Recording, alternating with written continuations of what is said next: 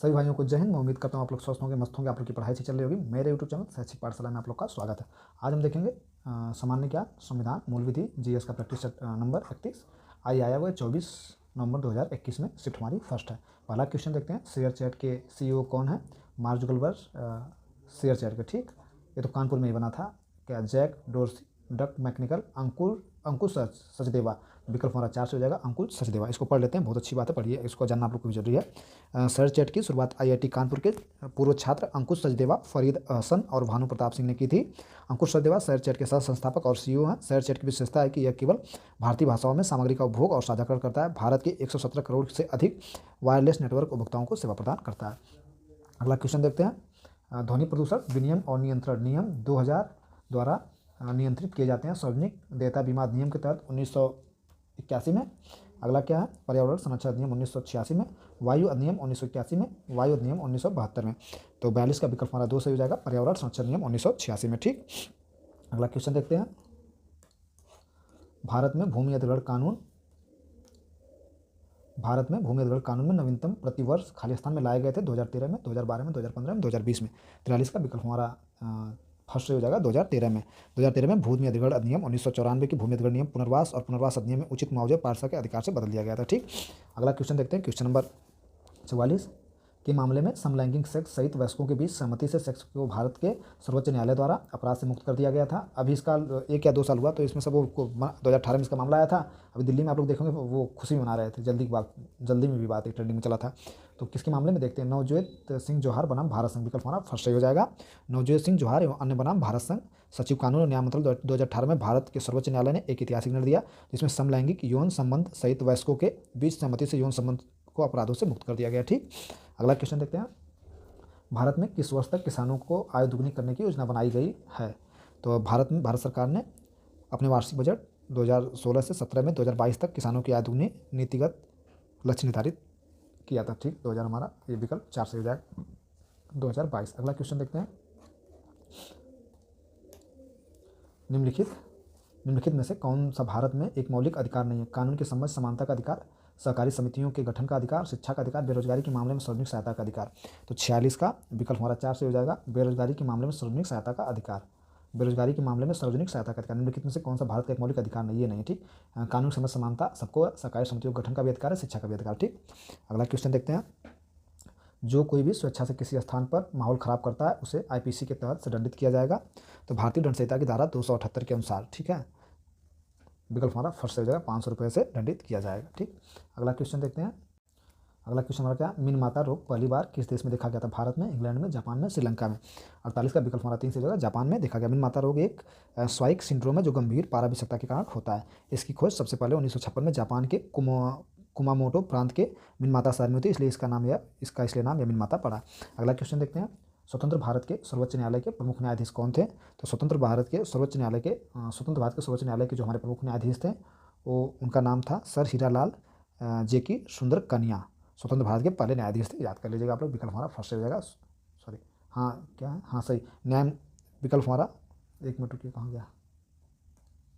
विकल्प हमारा फर्स्ट से हो जाएगा। ये हरिपाल लिख दिया, गलत लिख दिया है, यहाँ पर रहेगा हीरालाल। ठीक है भाई, हीरालाल, तभी तो कन्फ्यूज हो गए थे। न्यायमूर्ति हीरालाल जेकी सुंदरदास कानिया स्वतंत्र भारत के पहले न्यायाधीश थे। न्यायमूर्ति हीरालाल जेकी सुंदरदास कानिया। ठीक है, विकल्प हमारा फर्स्ट से हो जाएगा। अगला क्वेश्चन देखते हैं, क्वेश्चन नंबर 50, निम्नलिखित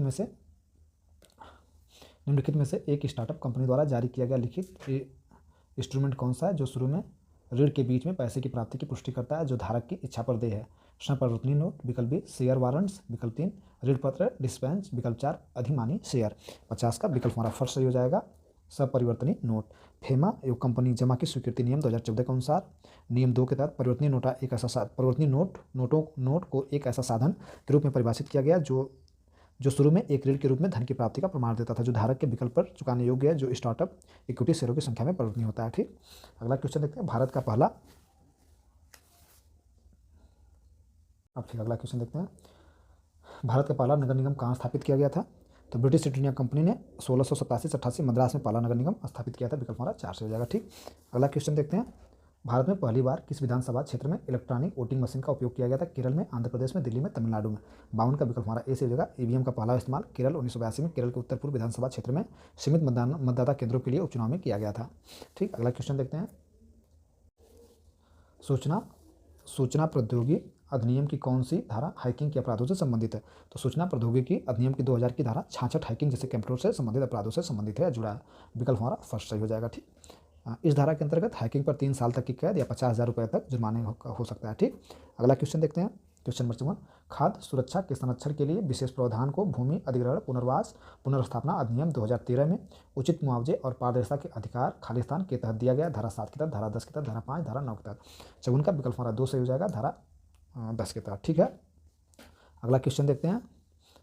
मिट्टी की वह कौन सी परत है जो दरार और छिद्रों वाली चट्टानों के छोटे ढेर से बनती है बनता है? आधार शैल, संस्तर। विकल्प और कौन सा हमारा विकल्प ये क्या है? संस्तर। मतलब ये दिया है कि आधार शैल, बी संस्तर, सी संस्तर, ए संस्तर। 55 का विकल्प हमारा 3 से हो जाएगा, सी संस्तर। सी मतलब ये दिया है कि क्षितिज दरारें और दरारें वाली चट्टानों की छोटी छोटी गांठों से बना होता है। सी क्षितिज के नीचे की परत को आधारशिला के रूप में जाना जाता है। आधारशिला चट्टानों से बनी और कुदाल से खोदना मुश्किल हो जाता है। ठीक, अगला क्वेश्चन देखते हैं।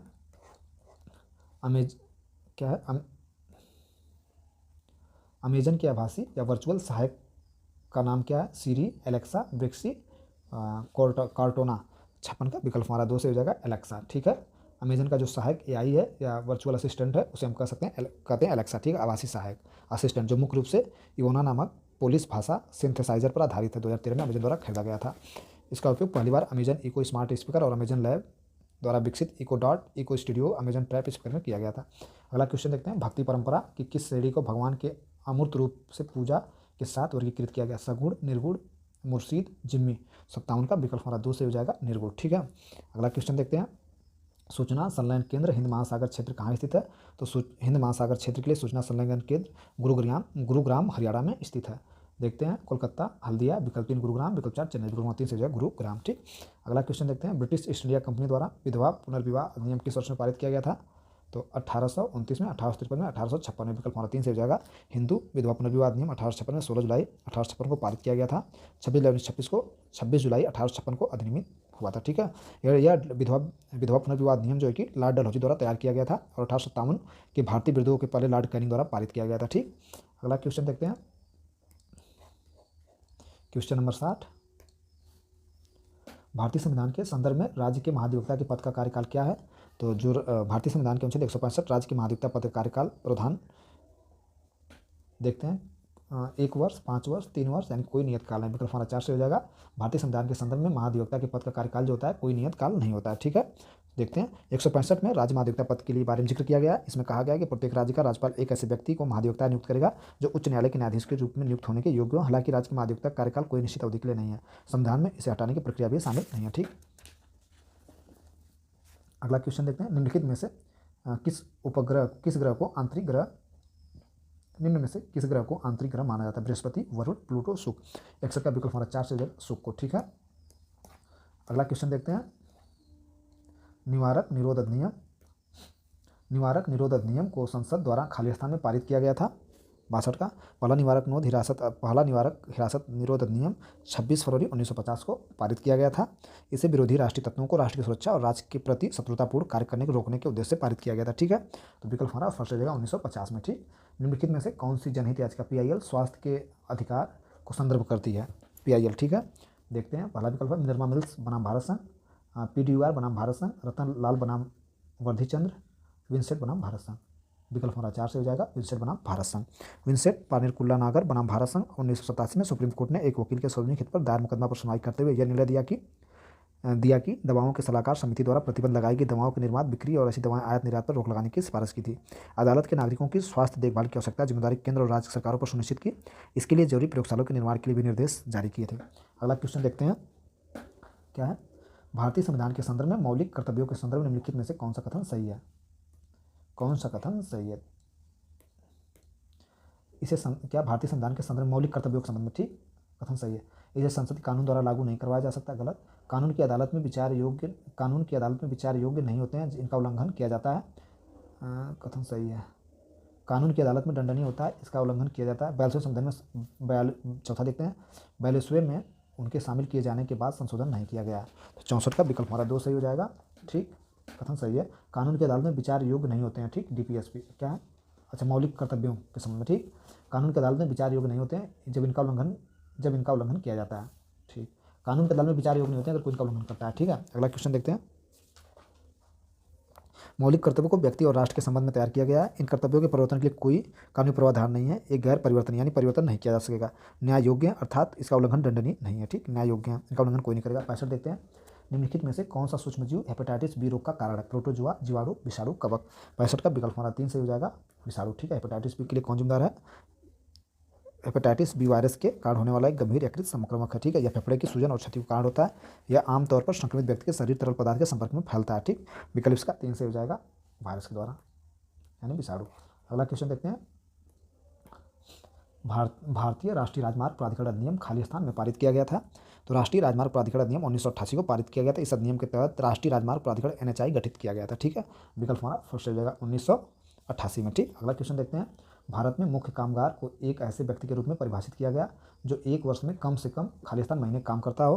तो इसका क्या हो जाएगा? क्वेश्चन नंबर 67 का, जनगणना श्रमिकों को 2 समूहों में मुख्य श्रमिक और मामूली श्रमिक में वर्गीकृत करती है। मुख्य कारागार वे कर्मचारी होंगे जिन्होंने 6 महीने या उससे अधिक समय तक संदर्भ अवधि के लिए 2 हिस्सों के लिए काम किया हो। ठीक है, तो विकल्प हमारा इसका 2 सही हो जाएगा। ठीक, 6, जिन्होंने 6 महीने या उससे अधिक तक संदर्भ में काम किया होगा। ठीक, अगला क्वेश्चन देखते हैं। सभी के लिए 21वीं सदी के अवसरों को साकार करना का विषय है। सार्क सम्मेलन के माध्यम से G20, G7, बिम्सटेक। ठीक है, 68 का विकल्प हमारा 2 सही हो जाएगा। ठीक, G20 सम्मेलन 15वां G20 सम्मेलन 2020 में सभी के लिए 21वीं सदी के अवसरों को महसूस करना थीम के तहत आयोजित किया गया था। ठीक है, अगला क्वेश्चन देखते हैं। क्वेश्चन नंबर 69, निम्नलिखित में से कौन सी भाषा भारतीय संविधान की 8वीं अनुसूची में सूचीबद्ध नहीं है? बंगाली, उड़िया, तुलु, कोडार्की। तो विकल्प हमारा 3 सही हो जाएगा, तुलु। ठीक है, 8वीं अनुसूची में सूचीबद्ध नहीं, बंगाली, उड़िया और कोकड़ी है। ठीक है, बंगाली, उड़िया, कोकड़ी है और तुलु नहीं है। अगला क्वेश्चन देखते हैं। क्योंकि 22 भाषाएं टोटल सूचीबद्ध है ना। यदि कोई लोक सेवक अनुसूचित जाति, अनुसूचित जनजाति के व्यक्ति को प्रथम सूचना रिपोर्ट FIR दर्ज करने में विफल रहता है तो लोक सेवक को एक अवधि तक कारावास हो सकता है जो बढ़ सकता है 7 वर्ष के लिए, 3 वर्ष के लिए, 1 वर्ष के लिए, 4 वर्ष के लिए। 70 का विकल्प हमारा 3 से हो जाएगा, 1 वर्ष के लिए। धारा 4 के अंतर्गत अनुसूचित जाति और अनुसूचित जनजाति अत्याचार रोकथाम अधिनियम 1999 में कर्तव्य को उपेक्षा के सजा का प्रावधान किया गया। ठीक, अगला क्वेश्चन देखते हैं। सुप्रीम कोर्ट ने खाली स्थान के मामले में फैसला सुनाया कि वह सुप्रीम कोर्ट के आदेश की अवहेलना करने पर उच्च न्यायालय के न्यायाधीशों के खिलाफ अदालत की अवमानना की कार्रवाई शुरू कर सकता है।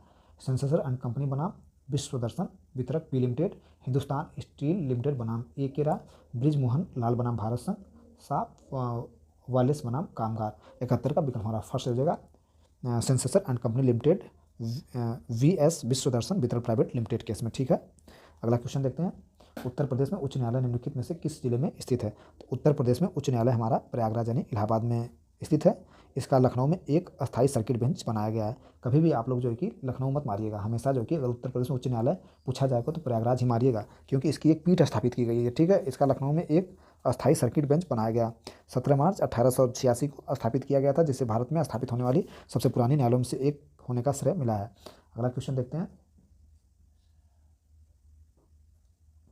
क्वेश्चन नंबर 73, निम्नलिखित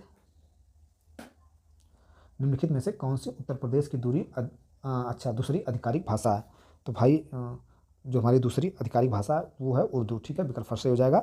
उत्तर प्रदेश की यूपी आधिकारिक भाषा संशोधन अधिनियम 1989 के माध्यम से राज्य की दूसरी आधिकारिक भाषा के रूप में उर्दू को अपनाया गया। ठीक, अगला क्वेश्चन देखते हैं। भारतीय संविधान का कौन सा अनुच्छेद राज्यपाल को राज्य विधायिका का सत्र होने पर विश्रांतिकाल में अध्यादेश लाने की शक्ति प्रदान करता है?